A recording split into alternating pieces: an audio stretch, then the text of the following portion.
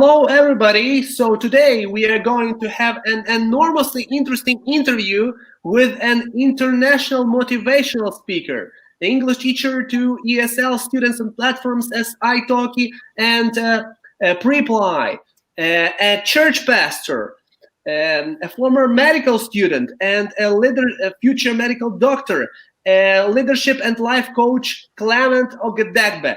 So he is the founder of the leadership groups, Heroes Academy and the Gracestand Leadership Academy. Besides, he is passionate about raising the next generation of leaders who will understand their purpose on earth and who will be able to overcome economic and global problems. So in this interview, we'll talk about the English language improvement, motivation, how to make money, how to raise your potential, etc., etc. But before we start, don't forget to subscribe to this channel. And since it's rather educational, write a comment what level of English you have. So hello, Clement. Pleased to see you. How are you doing? I'm fine, thank you, Mark. It's my pleasure being here. Thank you for having me. Thank you, thank you. And the first question to you. I came across your channel, your YouTube channel, and got to know that you are passionate about teaching English to ESL students. So how does your English class look like? And what methods of teaching do you use? Okay, thank you so much. Yeah, I teach a lot of students from different parts of the world. And, I started teaching online actually 2 years ago. But I've been a teacher for over 9 years. But I just started teaching online 2 years ago. And yeah, so my classes are usually very interactive and fun. I have most of my students are adults, so we are able to have communications and we talk about different topics. We could talk about politics today, religion tomorrow, business the other day, and just any topic that you can think about. Whatever is happening in the society, we get to talk about it with my students. So that means that most of my students already have a certain level of English and they can communicate with me. Because you know that if you live in a country where English is not your lingua franca, right? Even if you know English, you are not able to practice because you don't have people to practice with. So most of my students are just looking for someone to talk to, so that is where we are able to talk about different topics. So the teaching method, I use a direct method of teaching. And maybe if I have beginner students, I use the, TP arrow method to teach them. Mm-hmm. How do you prompt a word from those students since you're using this communicative approach? Is it difficult to prompt a word to make them speak English? How do you do this? Yeah, the truth is, if you have a topic that is interesting, to the students, he or she would want to communicate without having to prompt them to say anything. For example, if I ask you to tell me about your country, you would have so much to say. So it flows naturally, right? But for some other students who don't want to talk, you need to keep engaging them in questions, give them questions that relate to them, something that you realize that they are interested in. For some students, they might not like politics. Others don't want to talk about religion. So you just look for what you think the student is interested in and then focus on that. Some people just want to talk about, IT, programming. And what that means is that as a tutor, as an English tutor, I have to be versatile in my knowledge to be able to communicate with people from different walks of life. So, yeah. Mm-hmm. Yeah, so you have to be a really good psychologist, I see. Yeah. So as far as I know, you are from Nigeria, and I know that most people there speak Pidgin English. Could you tell us what Pidgin English is, and is it different from general English? Okay, good. Yeah, first of all, Nigeria was colonized by the British, and so we learned British English in school. Everybody in Nigeria who attended a school would have learned the British English. But of course, we a little modification to that British English, which is what we call the Pidgin English. So even if you didn't attend a university or even a primary school, you understand the pidgin English. So the pidgin English is just an informal version, of the British English that we were taught in school. So we changed a few words, but anybody on the street can understand pidgin English. For example, if I want to say what's happening, right, I would say waiting they happen, right? So now, if you are not educated, right, and you hear waiting they happen, you will understand what I'm saying. But for the educated ones, it is what's happening. Yeah. It rings a bell, but still not so clear to the end. I might assume that you are talking about what's happening. Yeah. But because you are not a Nigerian, it will be difficult for you to understand. And I read on the internet that this is the combination of Arabic, English, and Zulu. Is it true? Yeah. Well, the truth is we have different kind of pidgin, right? I realized also that even in China they have a kind of pidgin. In some other countries they have a kind of pidgin, but Nigerian pidgin is kind of peculiar to Nigeria. So it's a combination of all of these languages that you put together alongside some of our local languages, are intertwined with different other languages to get the pidgin English, the Nigerian pidgin English. Why pigeon? Is like from the dove, like a dove pigeon, or like why pigeon? I didn't understand why. Well, to be frank with you, okay. Yeah, to be frank with you, I'm not sure about the origin of the name, why it was called pidgin English. I'm not too sure about why it is pidgin. But no, but the pidgin is not the pigeon. It's not PIGEON. It is PIDGIN. Pidgin. Through IN. I see. Yes, I got it. PIDGIN. Yeah, it's not like a bird. I got it. Yeah. And do you teach like a specific English? Maybe you prepare students for the IELTS, a TOEFL, or general English. And what results do your students have? Yeah, well, I teach all kinds of students. However, I've gotten only a few students who wanted to take the IELTS and TOEFL. Most of my students, like I said, are people who are not really preparing for any exams. They just want to communicate. They want to practice their spoken English. So I engage them in communication, like I said, right? But the few students who wanted to take some exams, I had a student who wrote the FCE exam, right? There was another student who wrote IELTS, but I think just one or two, and they did very well. For the rest of the students who are not taking any exams, when they start talking with me initially, they have some problems with grammar. They don't have the confidence to speak. They just miss a lot of things. But after 1 month, 2 months, 3 months of, constant communication, you could see that they grow or they improve in their level from maybe A2 to B1 and from B1 to B2, and I also have students who moved from, A2 down to C1 level. Wow. But it's for like you to, grow that much. For what period of time? Yeah, for you to improve that much. Yeah, you need to study with me for over a year. Maximum a year. one and a half year. So you need to study from a year to 1.5 years to jump from A2 literally to C1. Yeah. Wow. It's like still a very good. But that means you are taking. Yeah, but that means you are taking lessons almost every day, not like take lessons once a week and then you won't be able to grow that fast if you take lessons just once a week. Yeah, the more the better.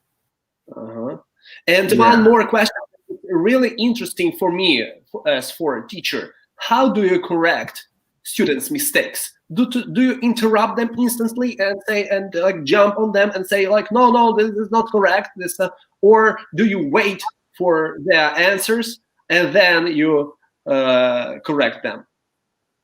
Yeah, the best thing really is to wait, because if you interrupt them, sometimes they forget the point they were trying to make. So you just wait for them to finish their sentence, and then you refer them to the mistake.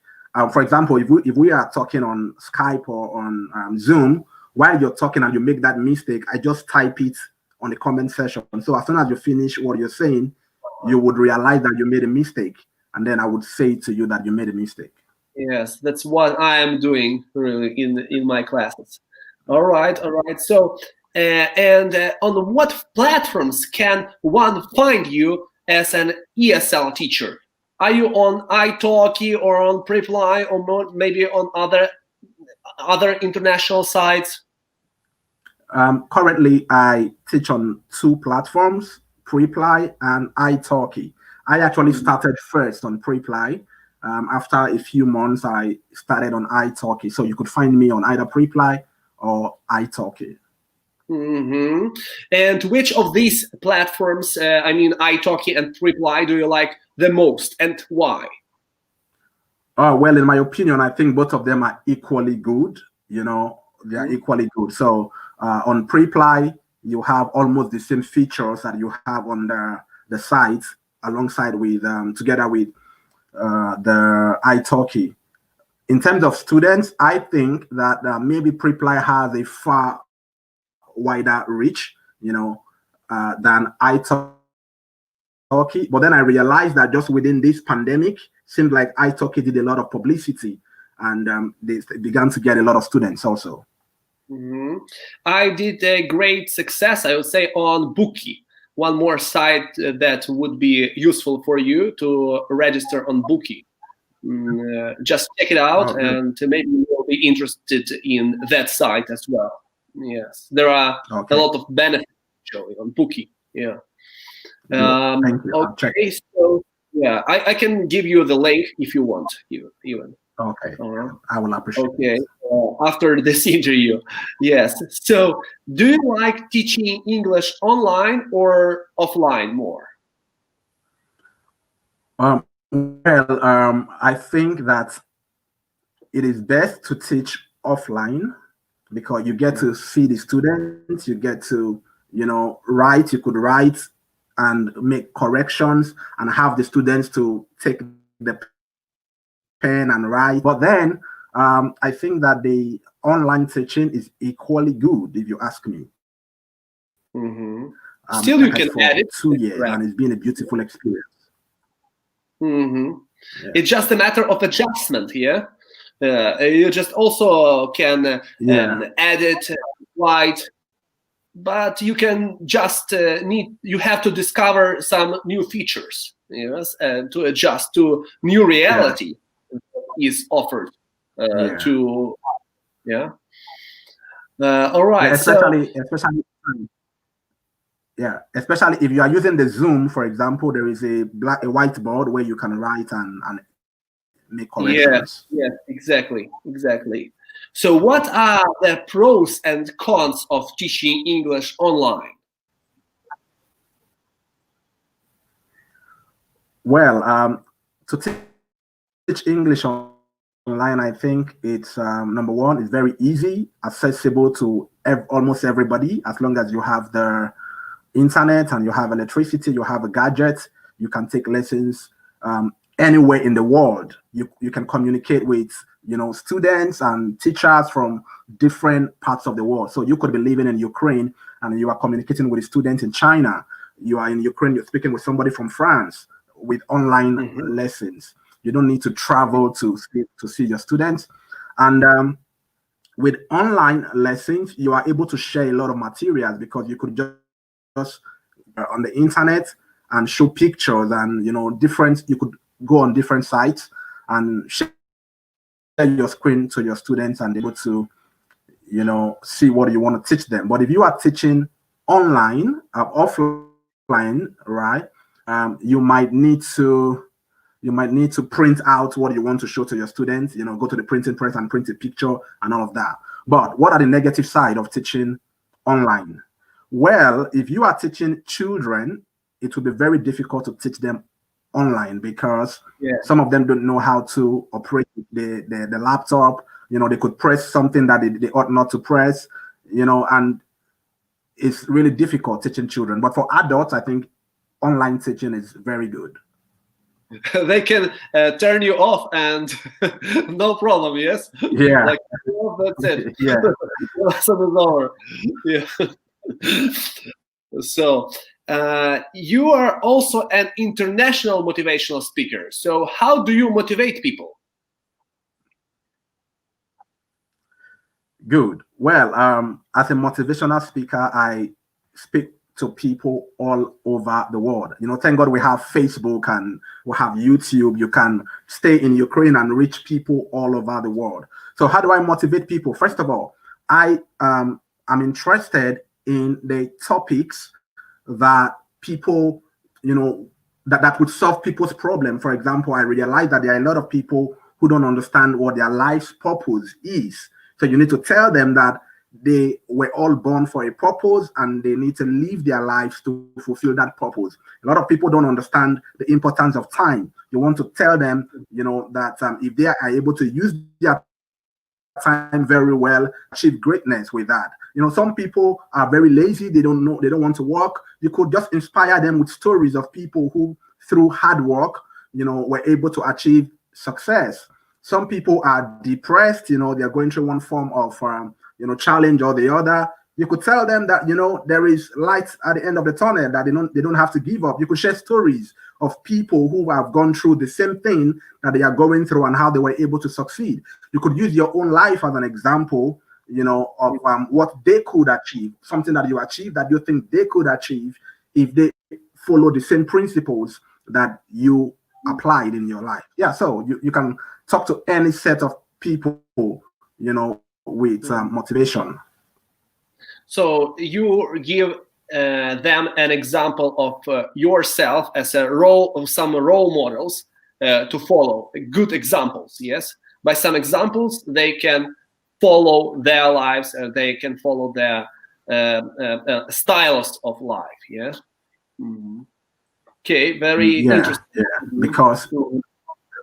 Yes. Mm-hmm. Which of these aspects is more important, discipline or motivation? Well, I think that both discipline and motivation are equally important. The reason is that if you are motivated, but you don't have the discipline, you could be I could speak with you now about something and you're motivated, you want to achieve something, you want to do something. But then when we're done talking, when you go back to your room and you are alone, that motivation dies if you don't have the discipline, to make your motivation produce results. So you need motivation, that is good, but without discipline, nothing happens. There are a lot of people who are motivated. They have an idea of what they want to do and they really want to do it. But because they not cultivated that self-discipline, they don't achieve anything.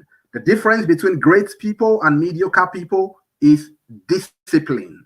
We could all have ideas, we could all have motivation, but if you are not disciplined enough, you will never, because the truth is, while you're motivated, right, and you want to achieve something, somewhere along the line, you would find obstacles, you would find challenges, you would find things that want to, inhibit you from doing what you need to do.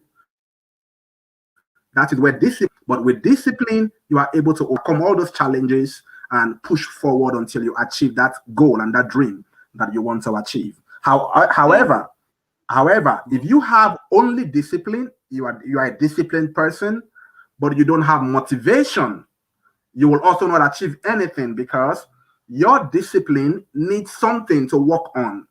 So your discipline needs a motivation, needs an idea, a goal, a dream you want to achieve to work on. So you need both of them, both discipline and motivation. Mm-hmm. And how to become more disciplined? Do you have any recipe? Yeah, well, first, 3 words. Good. Yeah.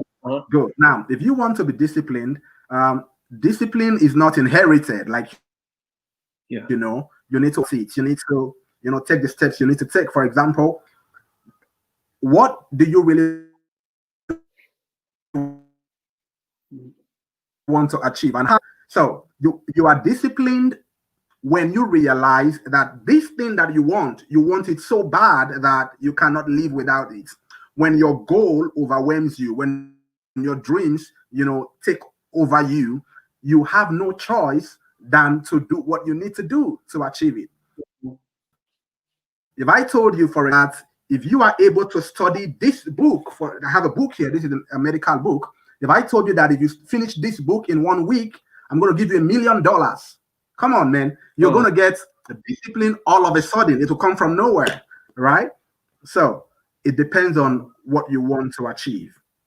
But anytime you're down, you feel, you are weak and you're tired and you have some challenges, remember the goal, remember the dream, remember that ambition. Look at what will happen if you achieve that goal. How many people will it affect? If you don't achieve it, how many people will it affect? So that will push you, it will drive you, to do what you need to do. Okay, to think not about yourself, but like a global aim. Yes, like how it can affect some people. Mm-hmm. Yes. Yeah, very good statement. Yeah, mm-hmm. That's one of the motivational speakers said that I'm ready to die, but to be successful. That's maybe and not to be poor. Yeah. Never. Yes. And how to fully use your potential, how not to be tired. Can a person burn out himself and exhaust his energy during his life? What do you think? Well, the first thing we need to know is that we are multipotent beings. Mm-hmm. In other words, we have multiple potentials, innumerable potentials. It means that there are a lot of things that we can do, that we can achieve. And why is that so? Because being a pastor, I know that we have a God who is omnipotent. So he's full of potentials that you cannot mention.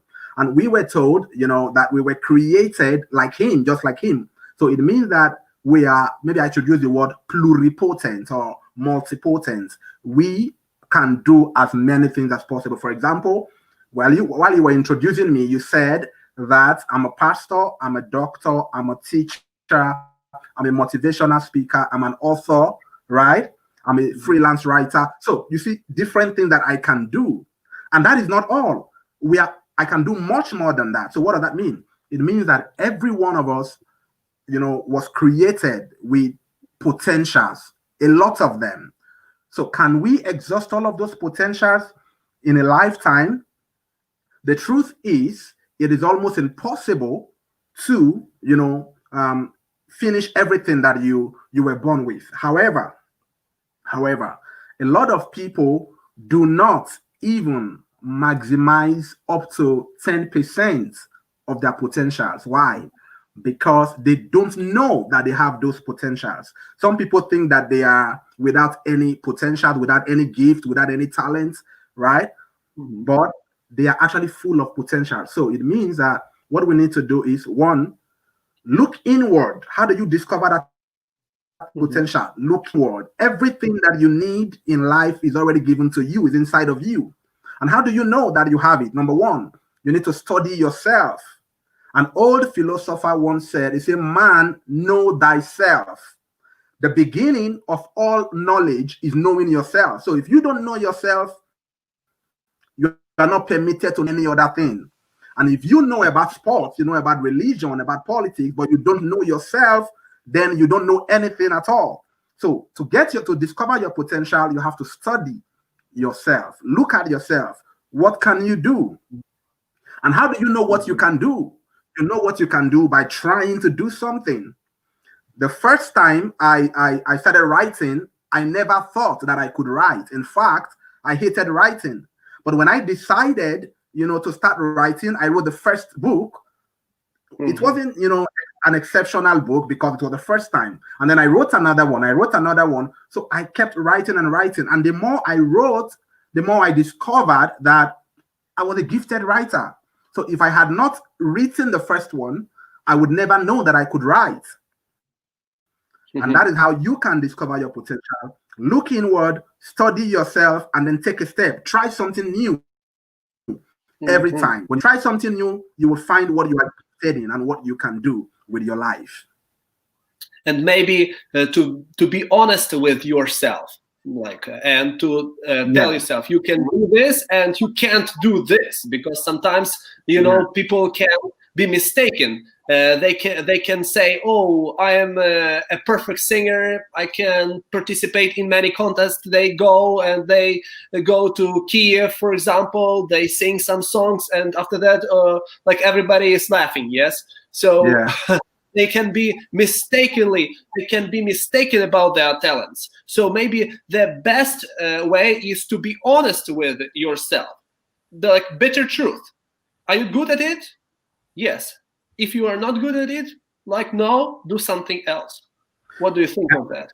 Yeah, that is true. That is true. You need to know your niche. You need to know where you are, where you have strength and where you have weaknesses. However, I want to say that the fact that you are not good at something now does not mean not be good at that thing in the future. So what does it mean? It means that all you need is constant practice and rehearsals. A man wrote a quote once and said, hard work beats talent if talent does not work hard. I say that again. Hard work beats talent if talent does not work hard. You could be talented in something.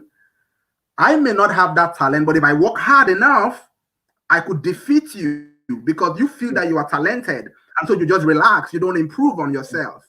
But then I'm not talented in that area, but I decided to work so hard. So I need to work, 10 times more than you work to be able to defeat you in something that you are talented in. And that is why there is a saying that geniuses are not born, they are made. So everybody can achieve anything they want to achieve, but they should be ready to pay the price. And that price is hard work, discipline, perseverance, and determination. Why? Because success does not happen by magic. It comes by determination, by hard work, and by perseverance. We can achieve anything if we want to. So once Mike Tyson was said, so I a talented, or he was asked, are you a talented boxer? And he said, I don't believe in talent. I believe in hard work. That's how I phrase this words, just said by you. And how to overcome that laziness? Okay, hard work. We should hard work. You said you should work hard. We should be persistent. We should be perseverant, and so on and so forth. But how to overcome your laziness? Okay, good. Now, I think almost everybody has this tendency to want to be lazy at some point in their lives. People just want to relax. They don't want to put in the hard work, But how do we overcome laziness? Number one, you have to have a plan of what you want to achieve. If you have a plan of what you want to achieve, that plan, and for every plan, puts a deadline. Say, I have to achieve this within this time. Because if I say, for example, I want to write a book, but I didn't put a timeline, I didn't put a deadline, I would just keep procrastinating. I'll just be lazy about it.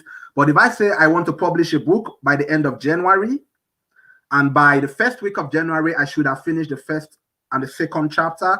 So I have a deadline. Now, when I look at my deadline, it propels me to want to do what I need to do.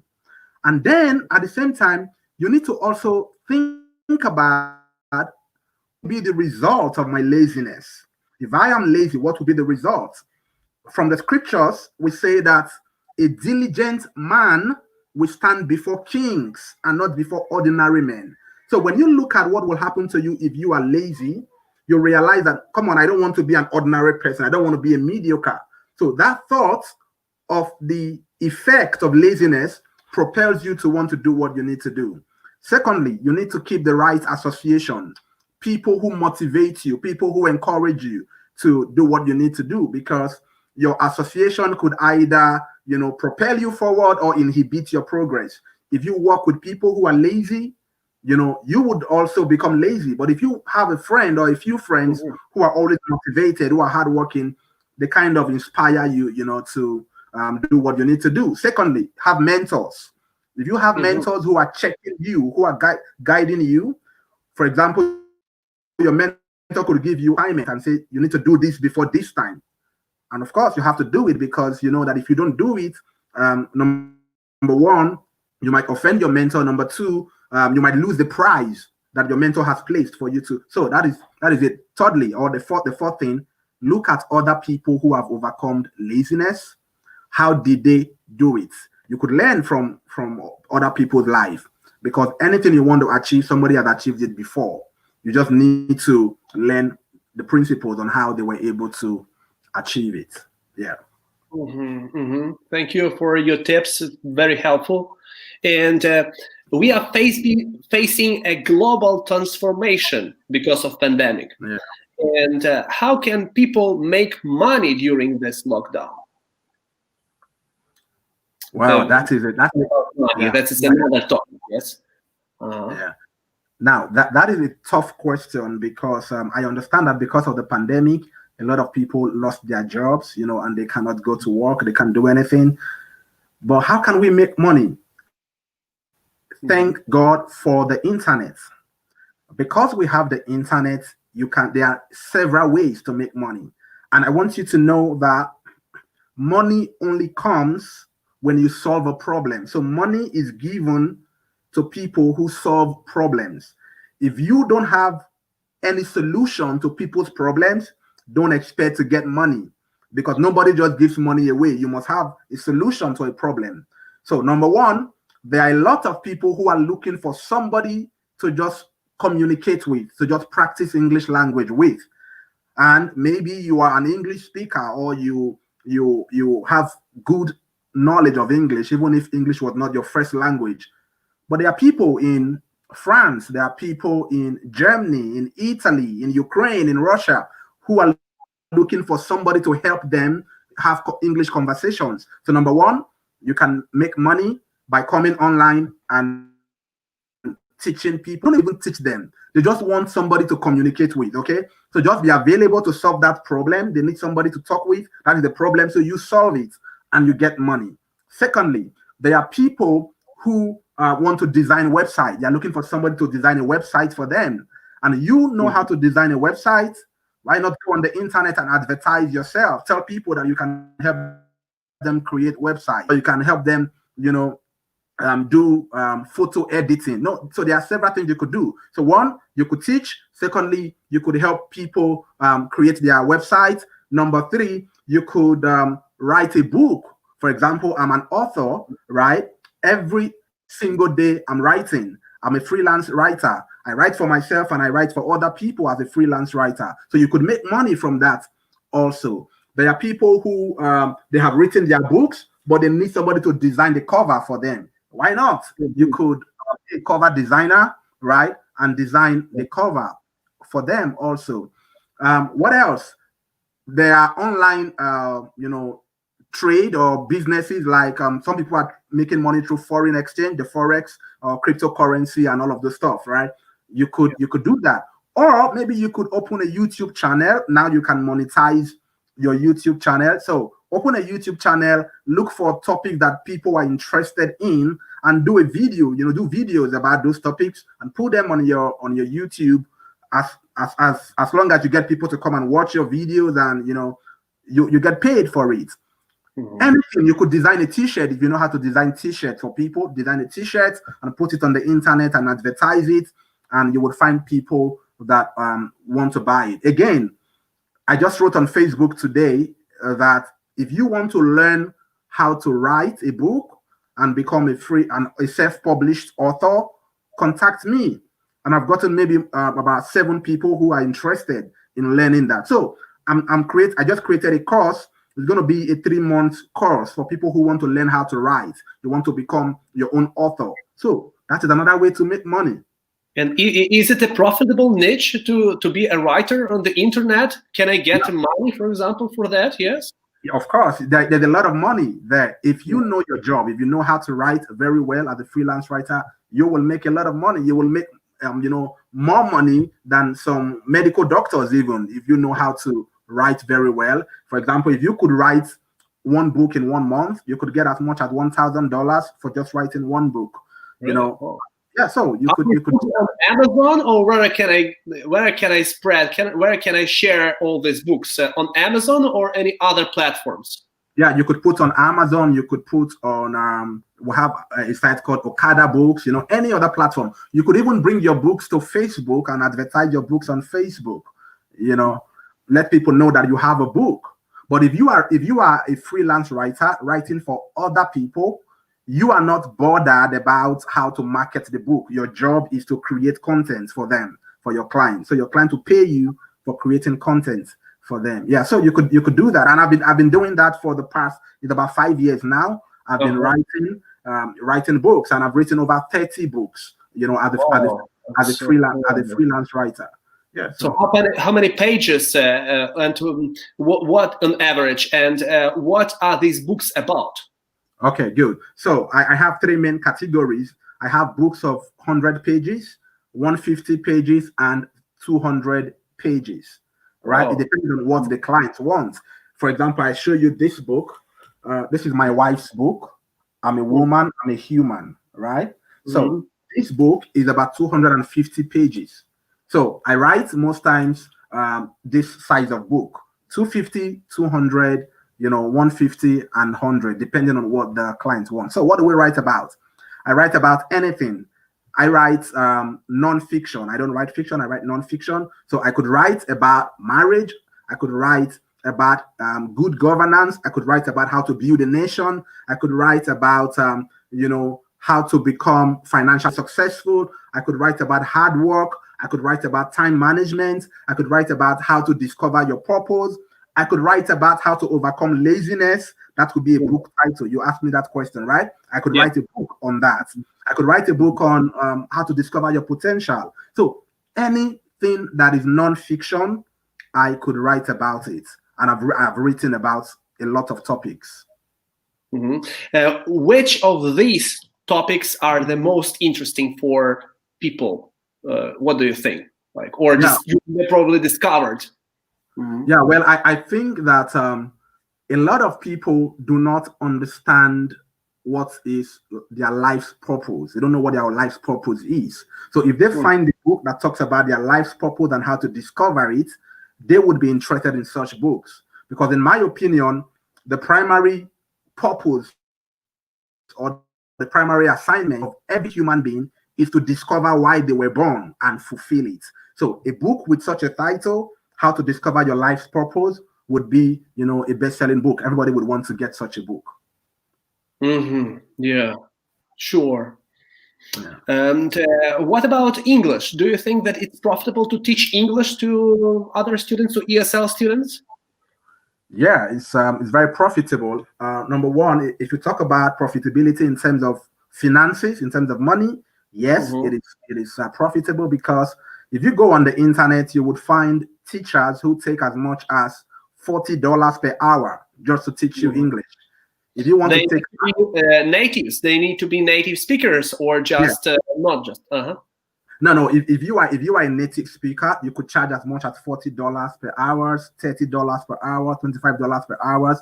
So imagine that you charge maybe even $20 per hour. If you take 8 lessons a day, that is 8 hours. You have too much. That's a lot of money. Over $160 every day, and so multiply that by 30 days, you get more money than people who are working in the government offices. Yes, but after that, our brains will be melting, because of big pressure. Yes, I did 8 classes per day. It was really tough for me. So really? maybe 5 or 6 classes, 5 or 6 classes maximum, not to take more than 8. Yeah, last year I actually did, most of my lessons were 8-9 lessons every day. 8-9 lessons. There was a day I took 11 lessons. Whoa. It's really tough. Yes, Yeah. I can imagine. Those who do not teach cannot imagine that, but those who teach, yeah. It's really tough. One girl told me that her record is 14 classes per day, but it's something unbelievable. It's just like to go to the bathroom and to come back, and I cannot imagine how it's possible. Yes. Yeah. So let's talk about your native country. As far as I know, Nigeria is an oil country, and is oil a profitable niche nowadays? What do you think? You're right that Nigeria is an oil producing country. Is oil profitable nowadays? Well, we know that recently there was a fall in the global oil price, and that affected a lot of countries. However, the oil is still selling. People are still in need of oil, because right now all over the world you would need oil for your cars and many other generators and all of that. So it's a very profitable business. However, not everyone can go into such kind of business in Nigeria. You have to be a politician, you have to be connected to some big, very rich people for you to go into the oil business. But as a nation, right, we export crude oil to other countries, and that is our major source of revenue for our country. So our GDP depends so much on crude oil, exportation. And I would say that it's a very profitable niche, yes. There are still some students from Nigeria studying at Technical University of Oil and Gas, and I remember having those students, like teaching those students maybe 10 years ago when I was a teacher there. Yeah, and they all studied in the oil extraction department. Yeah. So these professions are in demand in Nigeria, correct? Yeah, if the oil in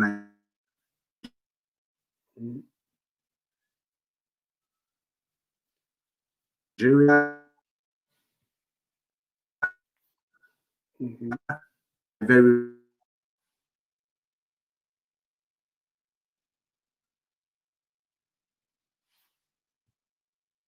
Hello.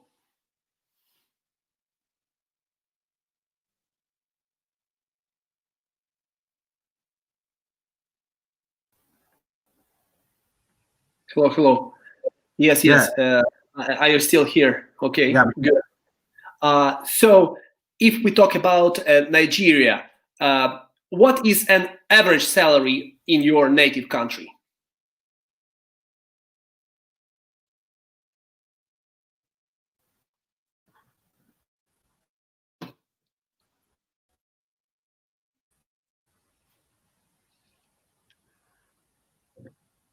Hello, Clement. Are you here? Yeah, we have a little connection problem. Yes. I mean, like, what is an average salary in Nigeria?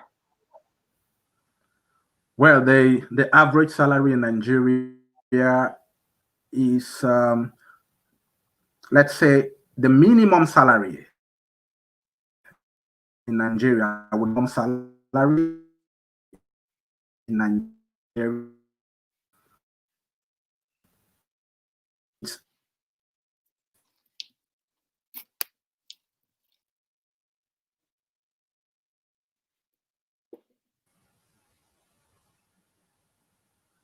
Hello? Hello. Yeah. Can you hear me now? Yes, it was an interruption, like completely skipped that information. Yes. So the average Good. salary. So I was saying that, yeah, it's $100. $100. Yes. So I guess that there are some people who are much richer, and there are some people who are poor. Yeah. Yeah. So there is a. Yeah, there's a huge gap. Yes, you have a lot of rich people and a lot of poor people. So let's talk about your church. And as far as I know, you were or you are a pastor in church. Yeah. Yeah. So what problems do people have, and how can your, I guess, Christian church, yeah, help to find solutions to people's problems?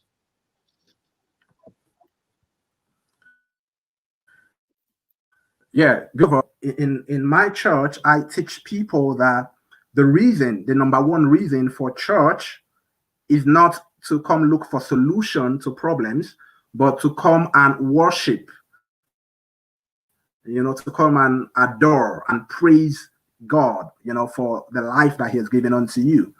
However, because we are humans, we have one or two problems. So somebody could have maybe financial problem, another person could have health problems, different kind of problems. So people need hope. They want somebody to give them hope that the future is going to be good, it's going to be bright, and that they will overcome their challenges.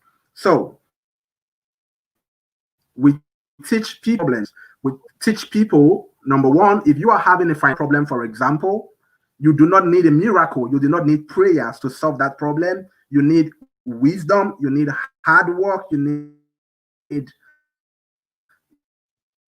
need to study. So people to be, because if you are hardworking, you will get money. Like I said before, money is given to you when you solve problems. So we teach people to look around. What are the problems that are available? They could solve those problems, and people would pay them for those problems. Then, if you are having other kinds of problem like health problem, of course, as a medical doctor, I would give you medical advice on how to, get the right treatment for your challenges. Except when such challenges linger even after you have taken drugs, then we for you and we trust God heal you. Okay, but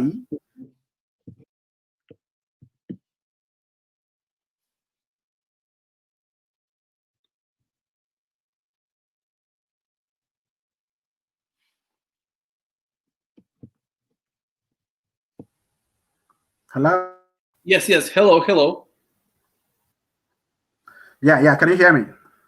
Yes, yes. I can hear you. Hello. So we should just look for some problems and to resolve all issues where we can see problems. In this case, we can have money, we can have some moral satisfaction, Yes. maybe like that. So a lot of people say that you should trust in God, yes. And I want to ask you, can trust in God help you to become successful?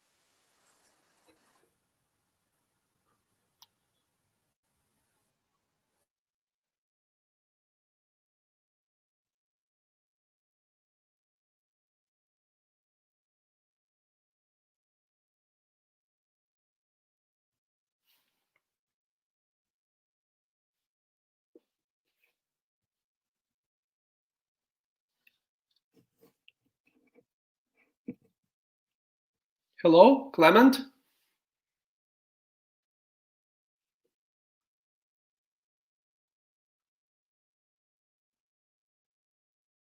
Sorry to say, it was an interruption, and I have to thank Clement for such a motivational and fruitful interview that he gave all to us. Yes. And hello, Clement. Here. Here, okay, because I saw I thought that we lost you. All right. So and please, the last question: 3 recommendations that you can give to young people to become successful. Maybe 3 tips, 3 Great. recommendations. Number one, Advice. discover yourself. Yeah. Number one, discover yourself. Self-discovery is the beginning of all success. Number two, work hard. Be diligent. Number three, look for mentors. Look for people who have done what you want to do. and learn from them, apply the principles that they applied. You don't have to reinvent the wheel. Just follow simple principles that other people have applied and apply them, and you will get the same results. If I say that mentors are really expensive, real mentors, what would you say? Could you repeat that? I noticed that mentors, real mentors, are really expensive. Okay. So if I, for example, don't have money to pay for mentors. Well, I think money to pay for mentors. Number one, I don't think that mentors are expensive. It depends on which mentor or who your mentor is. I don't think mentors are expensive. Secondly, everybody that has succeeded has some principles that is out there on the internet. The internet is a university of its own. If for example, if you go on the internet and you check the 5 success principles of John Maxwell, you will find it. If you go and say the top 3 success principles of somebody like Barack Obama, you will find it on the internet. Or the success principles of Benjamin Franklin, you will find it free of charge. You don't have to pay for it. So everything is already on the internet. The problem is that most people use the internet only for Facebook and Instagram.